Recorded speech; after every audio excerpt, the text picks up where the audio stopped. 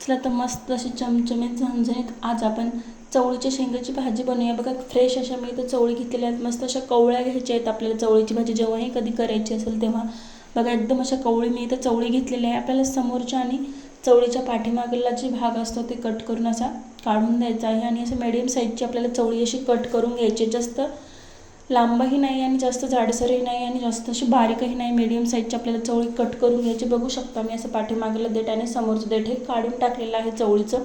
अशा प्रकारे मस्त अशी मी मीडियम साईजची कट करून आता यामध्ये आपल्याला पाणी घालून स्वच्छ अशी धुवून घ्यायची। इकडे मी पाणी ठेवते उकळायला। आपल्याला 1 ते 2 उकळीमधून चवळी ही काढायची आहे उकळत्या पाण्यातून।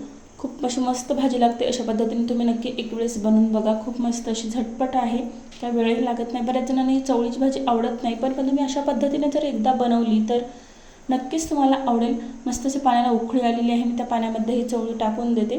1 ते 2 उकळीमध्ये मस्त असे हिरवीगार कलर येतो बघा, किती मस्त असं हिरवागार आपल्या चवळीला कलरही आलेला आहे आणि 2 उकळीमध्ये मस्त अशी सॉफ्ट आपली ही चवळी मस्त अशी छान होते।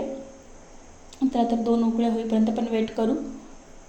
बघू शकता आता किती मस्त असं हिरवागार कलर आलेला आहे आणि मस्त अशी शिजली पण आहे। बघू शकता मी तुम्हाला दाखवते पण मस्त अशी झाली। तर तुम्ही मिरच्या घेतलेल्या आहेत, आपल्याला फ्रेश मिरच्या घेतलेल्या आहेत मी आता हे आपल्याला मिक्सरमधून काढून घ्यायच्या आहेत एकदम बारीक असा ठेसा करून। बघू शकता असा मस्त बारीक आपला ठेसा रेडी झालेला आहे। चला तर आपल्या पाण्यातून तर शेंगा काढून घेऊ आपण। मस्त आपला बारीक असा ठेसा पण झालेला आहे। पाण्यातून आपण शेंगा काढून घेऊ। तर तुम्हाला एक मी पद्धत सांगते शेंगा काढायची, पण एक ट्रिक सांगते। झाऱ्याच्या सहाय्याने तुम्ही असं पूर्ण पाणी शेंगामधलं काढू शकता। बघा अशा प्रकारे पूर्ण हे पाणी आपल्याला काढून घ्यायचं आहे। असं एक झारा घ्यायचा आणि पूर्ण, कारण की गरम शेंगा असल्यामुळे हाताला पोळतात, त्या हाताने तर आपण काढू शकत नाही। तशा पद्धतीने तुम्ही नक्कीच काढू शकता। बघू शकता पूर्ण पाणी काही सेकंदामध्येच हे पाणी निघलेलं आहे। चला तर इथे टोमॅटो, कांदा, लसूण आणि कोथिंबीर घेतलेला आहे भाजीसाठी।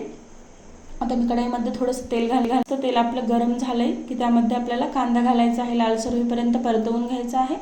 मस्त तेल आपलं गरम झालेलं आहे। आता यामध्ये आपण कांदा घालू। मस्त 5 ते 10 सेकंद आपण कांदा परतवून घ्यायचा आहे आपल्याला लालसर होईपर्यंत। मस्त आपला कांदा असा लालसर झालेला आहे। आता यामध्ये आपण थोडंसं लसूण घालू। लसूणची पेस्ट घालायची थोडीशी। लसूण घातलेलं आहे मी 4-5 कळ्यांचा कुटून लसूण घातलेला आहे। आता यामध्ये आपण थोडंसं कोथिंबीर घालू। कोथिंबीरला पण थोडंसं आपल्याला असं परतवून घ्यायचं आहे। मस्त असं कोथिंबीर परतवून झाला की त्यामध्ये आपल्याला टोमॅटो घालायचं आहे। टोमॅटो हे थोडंसं बारीकच कट करून घ्यायचं शक्यतो, कारण की लवकर बारीक होतं। जाडसर घातलं की बराच वेळ लागतो। असं बारीक टोमॅटो आपल्याला कट करून घ्यायचं आहे। टोमॅटोनं भाजी ही खूप मस्त अशी एकदम अशी मोकळी पण होत नाही, थोडीशी ओलसर भाजी होते, खूप मस्त अशी लागते। नक्की तुम्ही टोमॅटो टाका या भाजीमध्ये। अशा प्रकारे थोडंसं मीठ घालते मी, कारण की टोमॅटो लवकर सॉफ्ट होतं मीठ घातल्यामुळे। अशा प्रकारे थोडंसं मीठ घालायचं आहे आपल्याला, हे पण मी परतवून घेते। आता यामध्ये थोडंसं आपण आलं घालूया खिसून। थोडंसं मी आपल्याला अर्धा इंच एवढं आलं घालायचं आहे यामध्ये। खूप मस्त अशी टेस्ट येते आलं घातल्यानं। नक्की तुम्ही अशा पद्धतीने एक वेळेस करून बघा। थोडंसं मी आलं घातलेलं आहे खिसून। अशा प्रकारे आपण टोमॅटो बारीक करून घ्यायचं आहे आपल्याला, जेवढं होईल तेवढं असं मॅश करून घ्यायचं आहे। एक ग्रेव्ही झाल्यासारखी तयार होते बघा। टोमॅटो आपलं मस्त असं बारीक झालं बघू शकता तुम्ही। तर यामध्ये मी ठेसा घालणार आहे। जेवढं तुम्हाला तिखट पाहिजे तेवढं तुम्ही यामध्ये घालू शकता। मी 1 चम्मच एवढा मी ठेसा घातलेला आहे, पुरेसा होईल एवढा ठेसा आपल्याला या भाजीला। अशा प्रकारे आपल्याला परतवून घ्यायचं आहे। बघू शकता तुम्ही टोमॅटो बिलकुल ओळखू येत नाही, टोमॅटो टाकलं म्हणून असं वाटत पण नाही। अशा प्रकारे बारीक करून घ्यायचं। 1 चम्मच मी यामध्ये हळद घातलेली आहे। हळदीला पण आपल्याला व्यवस्थित असं परतवून घ्यायचं आहे। 4-5 सेकंद असं हळदीला पण आपल्याला परतवून घ्यायचं। अशा प्रकारे खूप मस्त अशी भाजी होते, झटपट रेसिपी आहे, काय वेळही नाही लागत त्या भाजीला।